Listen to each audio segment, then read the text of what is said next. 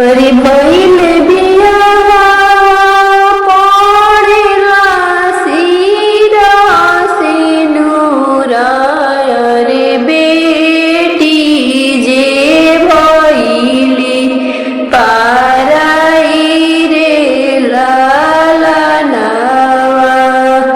भइले बियाह पड़ेला सिरा सिनुरा रे बेटी जे भइली पाराई रे लालनावा पापा के रोले होगी जेला धोतिया अरिया माँ के अचरा के कोरा रे लालनावा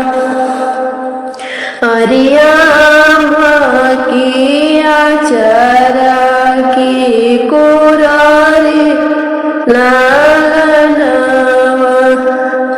भैया के रोले होगी जेला सूटवा रे भाभी के लाली चुनर रे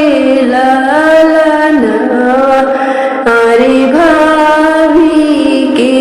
लाली चुनर रे लालनावा आम की रोली हो गंगा भरी आईली अरे कोई से के बेटी भेजब ससुराल अरे कोई से के बेटी भेजब ससुराल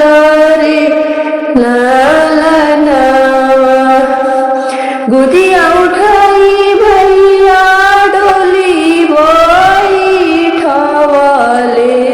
अरे भाभी के देहले चुप उड़ाई रे लालनावा अरे भाभी जे देली चुनरी ओढ़ाई रे लालनावा नगर बाहर जब होई गईले डोलिया अरे कोई नहीं लौके हमारा रे लालनावा